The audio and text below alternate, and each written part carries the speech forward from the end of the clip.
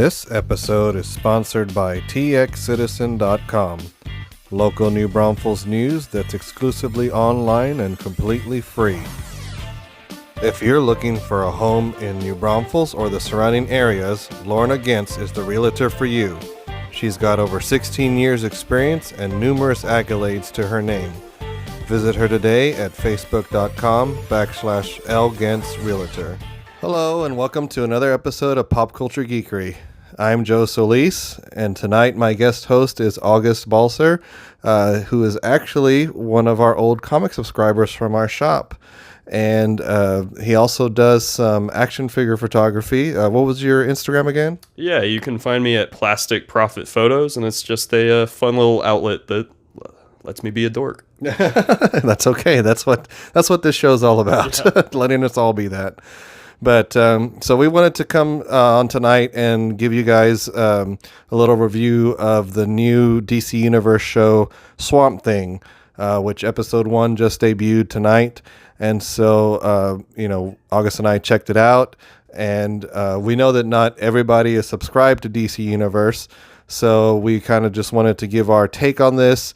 And that way let you know if it's worth checking out and worth paying for that subscription. So yeah, and it's worth mentioning I haven't seen any of the DC shows, so this is my first DC show. I've only seen snippets of kind of the CW cheese.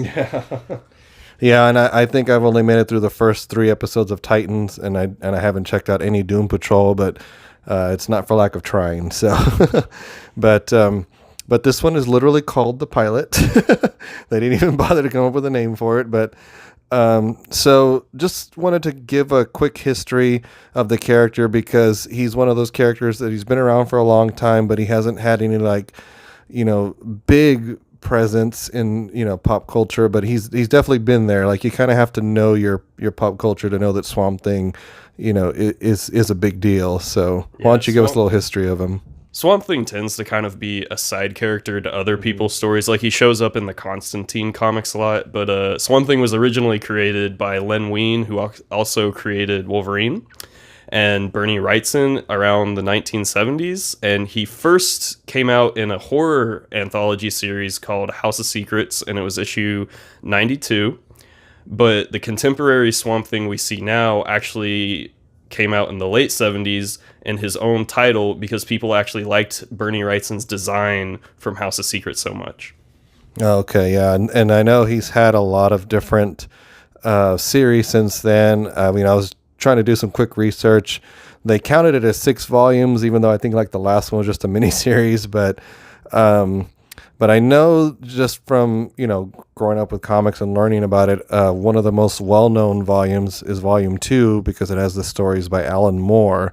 But you said you haven't read those, right? Which were the ones you read again? I've read the original, just Swamp Thing solo series by Len Wein, mm-hmm. and that's much more akin to classic horror comics. Like, Swamp Thing doesn't talk or anything. He's just kind of a good monster that kind of lumbers around and saves the main characters of Matt Cable and Abby Arcane, who we actually get to see in the TV show, but they're a little different. Yeah, my experience with Swamp Thing's a little bit different. I actually grew up seeing the 1982 film, which I remember being really freaked out by as a little kid because I didn't understand half of what was going on. Very early Wes Craven movie. Mm-hmm. Yeah, the guy that did Nightmare on Elm Street and a bunch of other movies. Which would explain why I was freaked out. Yeah. But apparently there was a lesser-known sequel, The Return of Swamp Thing in 1989. And then the way the character got cemented in my mind was in the early 90s. There was a Swamp Thing TV show on the USA network. So that was really how I got to know him. And I haven't gone back to look at it in recent time. In hindsight's 2020. I remember thinking it was really cool and liking it. So I'm afraid to go back and watch it now, just for fear of rose-colored glasses.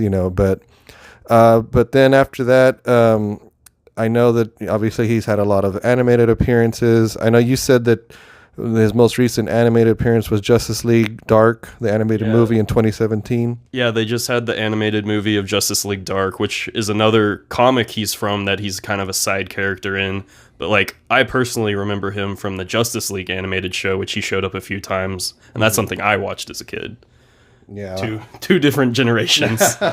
Yeah. That's another thing I like about doing this show with different people is different points of view, different generations, and it makes me happy that, some of the same things I grew up with are still being carried on today. The other way that I got to know the character was after in 2011 when DC launched their New 52 line. And there was the New 52 Swamp Thing, which you reminded me was actually written by Scott Snyder. Yeah. That was how I got to know the character. That was the whole concept of the red and the green. Animal Man was the red and Swamp Thing was the green. And there's two forces that were part of the earth. So I have no idea if we're going to get into any of that with this series. But it was some cool ideas for the comics at the time. Yeah, if you're looking for like a jumping on point for Swamp Thing, the Scott Snyder New 52 is a really good, like, you can just pick it up and understand what's going on. It's sort of like a retelling of Swamp Thing, but by a lot of Swamp Thing fans, the Alan Moore series is kind of like the quintessential Swamp Thing. Yeah, and I've always meant to read that. It's been on my to read list for years. So, but yeah, so let's just get into the episode. So it was an hour long, which is what I assume most of them are going to be. I think that's the way Titans was as well. Like you mentioned already, we do get introduced to a couple of characters from the comics, including in this version we follow the character Alec Holland, who I think you said was a later incarnation of Swamp Thing. Yeah, so I mentioned that in House of Secrets was the Swamp Thing's first appearance, but that was just the monster. When fans demanded more, Alec Holland was introduced in the actual Swamp Thing series. So Alec Holland was not the first Swamp Thing, but he's kind of the contemporary who Swamp Thing is today. Yeah. So, we follow him, when he's still human. So that's not really a spoiler. I mean, but... we get to see Abby Arcane. I know you mentioned that she's very different here. I actually forgot her design from the comics, that she had the white hair. So I don't know if that's going to happen later or not. But I feel like we're going to get the white hair at some point. It's so key to like her character design. I'm pretty sure something will happen to get that. Yeah, well, hopefully it looks natural on her, because she's dark black in this one, so it's going to be a very, very sharp contrast. But and then you mentioned the character of Matt Cable, who in this one is a police officer, but you said he was something else in the comics? Yeah, I think he can kind of follow the same stereotype of his character.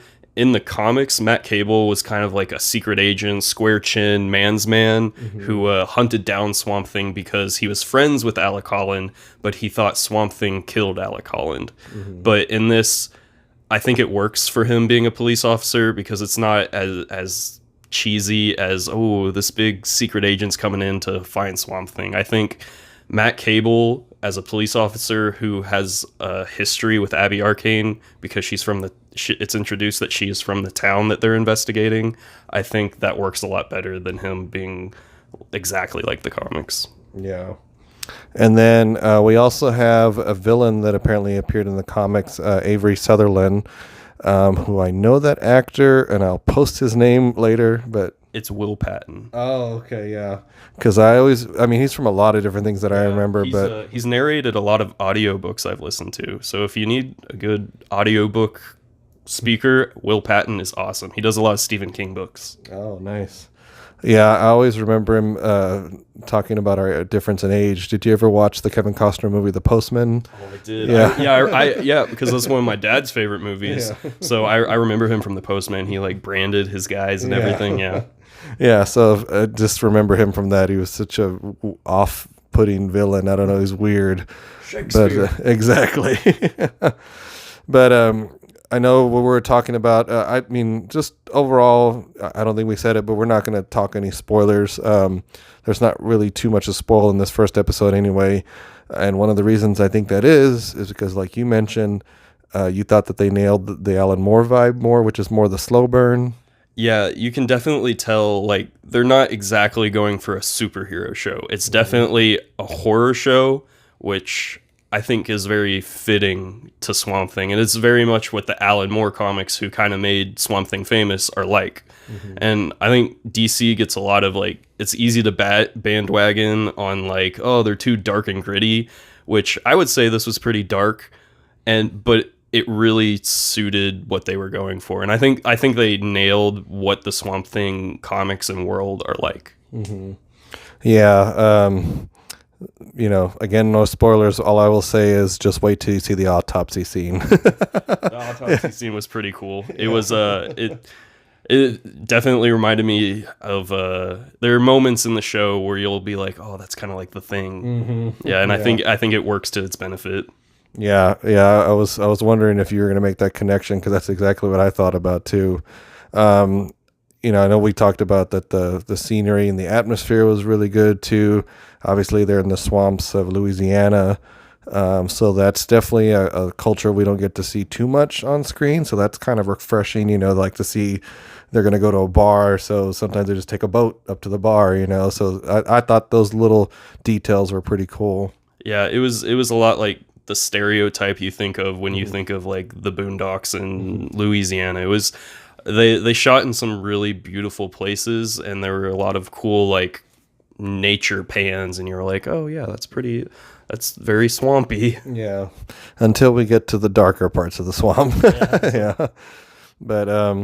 But yeah, like you mentioned earlier, this is definitely a different feel. I think so far, I'm sure when I watched Doom Patrol, but Titans for sure, that all across the board, these stories on DC Universe are darker.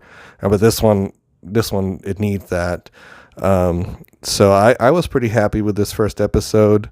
No spoilers, but it ends just like we thought it was going to end.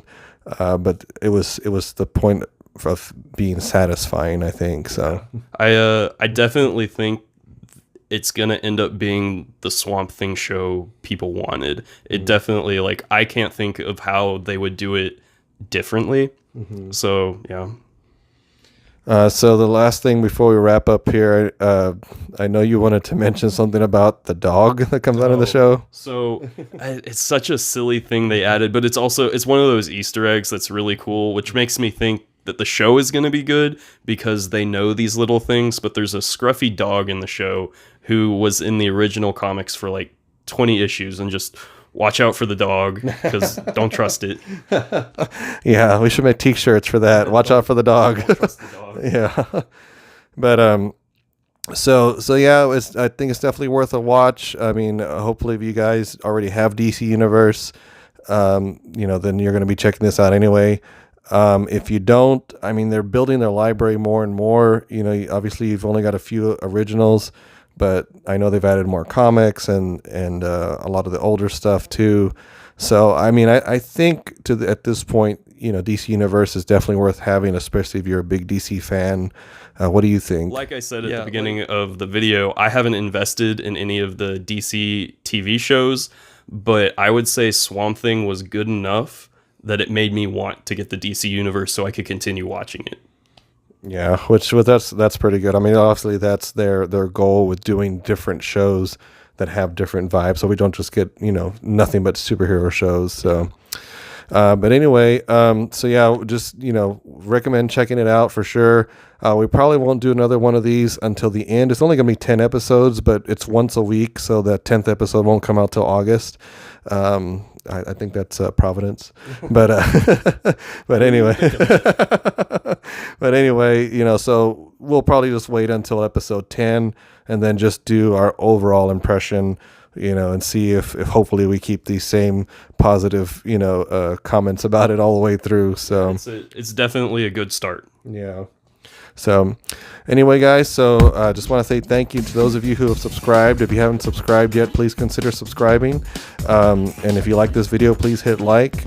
Check us out on all our social medias, which are in the links below. I will also have August's Instagram linked up, so that way you can check out all his action figure photography. And so we will see you guys next time. Thanks for watching.